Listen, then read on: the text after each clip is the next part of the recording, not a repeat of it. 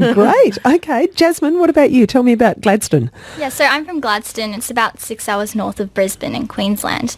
And I think it's a really amazing community because it's quite large, but it's still well connected. And we're just finishing off our mining boom. So it's slowing down a little bit. There's a bit of uncertainty, but everyone is still really supportive of each other. So I think that, in times of great need, we all band together and try and overcome that. And that also means that you come from a community where there's been a domination of traditional male industries in the mining world. So I'm wondering about what you see in your own community in terms of women in leadership. Yeah, so there are some really amazing women in my community actually who are pursuing leadership roles. Like we have Colleen Tribe. I don't know if anyone knows of her here, but she's the general manager of Roseberry Community Services, which works to house people from the community and works with domestic violence, etc. It's amazing. And we've got Lois, who's the manager of Headspace Gladstone. So we've got some really good female role models in my region. Okay, so I'm interested in your motivation as well, Jasmine. Why did you want to get involved in coming to Canberra?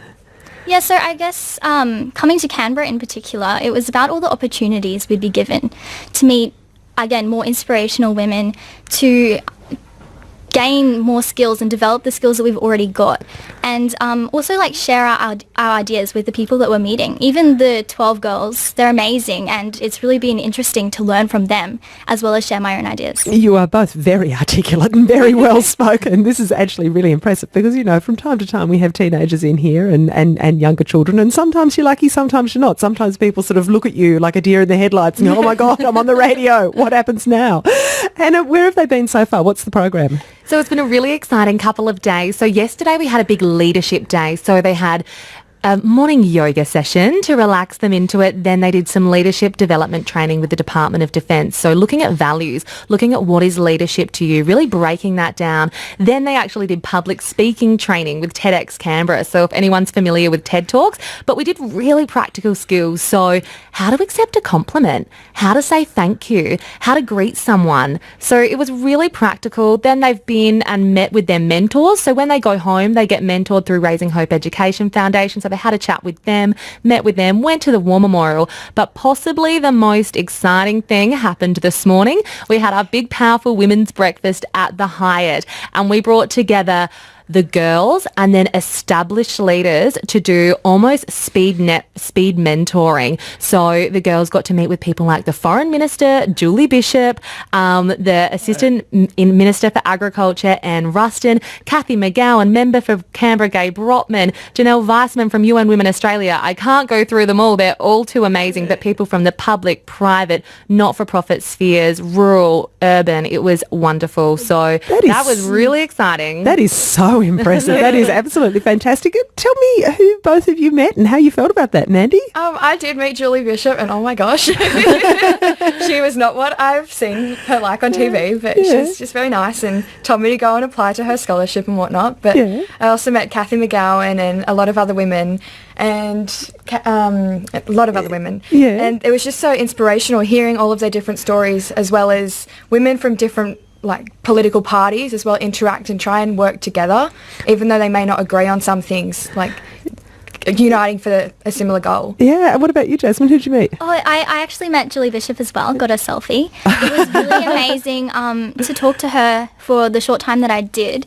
but I was also astounded by the number of people that I didn't know, but who inspired me. So I met people who I hadn't heard of, but had really in-depth conversations about their journey to where they are today, and found pieces of myself in them and then pieces of them that I could learn from. Yeah, and I think that's actually one of the interesting things about this opportunity is that, yes, there are people like Julie Bishop or, other really senior parliamentarians that you see on television, but here in Canberra there are also any number of women who are in really quite senior positions in things like the public service and non-profit organisations who are making a very big difference to the way this country runs. It's just that you don't see them in front of your television screens.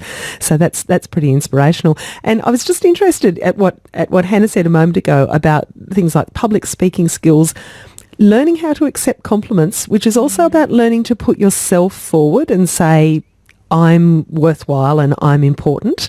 And that can be a little bit tricky, can't it? You say, oh, no, look, really it wasn't anything. I'll just step back here. we're pretty used to doing that as women. Was that something that was a bit challenging for you? Oh, of course. As soon as she told us what we were doing, I kind of had a mini meltdown. But I think the main thing that I took from the TED Talk was removing yourself from what you are saying. And if people are judging what you're saying, it's not the same as them judging you. Yeah. So it kind of resonated with me a whole lot more, and it helped. Yeah, I think that's a really interesting one, and that I know, certainly being in the public eye myself, that one of the things is when people say to you, you've done a great job, that was terrific, instead of apologising for yourself, instead of constantly saying sorry like women do all the time and putting yourself back, it's really important to say thank you for acknowledging my work on that. I'm really proud of what I did, and to just, you know, accept that in a way that's really meaningful. Now, did Gabe Brotman tell you that a man is not a plan?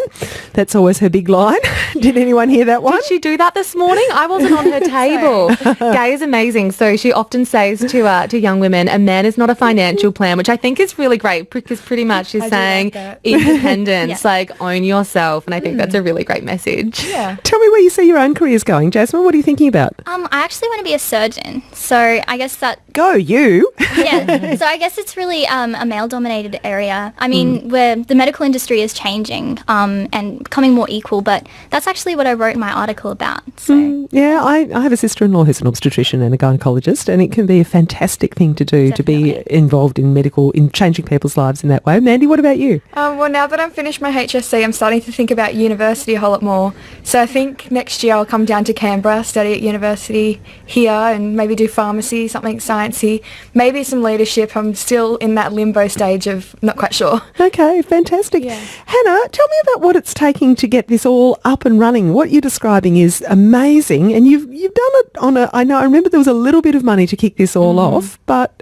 what's it taken? Not much. So in terms of the money that we've gotten, we started off with $2,000 from a YWCA Canberra Great Ideas grant. And when you're flying girls in from all across the country, $2,000 doesn't get you very far. So look, I run Country to Canberra all as a volunteer basis. I actually work in the public service full time. So it takes a lot of my time, it takes a lot of my wonderful volunteers' time as well. But we do it because we love it. We all do it on a volunteer basis, and we really care. And we have some wonderful people that give us in-kind support, people like the Hyatt. We've got some great sponsors, people like the National Rural Women's Coalition, Morris Blackburn Lawyers, Defence Force as well has been so wonderful. So we've had some great organisations that have seen what we're doing and seeing what we're doing to help not only empower young rural women, but also strengthen rural, regional and remote communities. And people in Australia are behind that. So we've had some really great companies, public, private, not-for-profit, that have gotten behind us. And that's been really important because obviously, we do need that support, and it's been really heartening to have it, and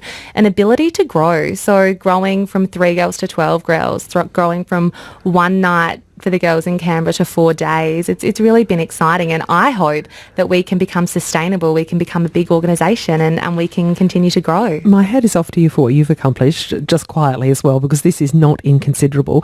What are your own hopes for the longer term, to what grows out of this as it rolls on? Absolutely. So I would hope that Country to Canberra can become sustainable, its own not-for-profit organisation that can fund itself, and I do hope that the workshops that we're kicking off next year, which we're calling Project Empower, can grow, and that they can grow around the country, so that some girls that potentially might not put their hand up for something like a leadership competition, we can get in there and into schools and impact them and help them realise their potential as well. So really getting into schools and communities. And long term, my secret plan, but I'm about to say it on radio, is that potentially one day one of the girls that comes through our programs could take over as a managing director role, and it can really be a leadership pathway for young rural women. Yeah, that's just such a fabulous idea. And I've got a text from Marie who says, lucky girls, we never had such opportunities. You go for it.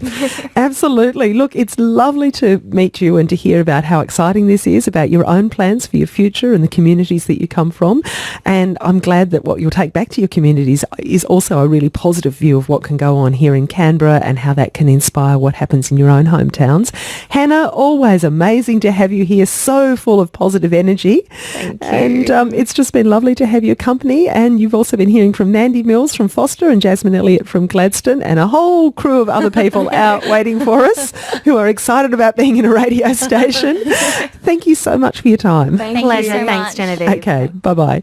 And you're on 666 ABC Canberra. Here's Pop Staples.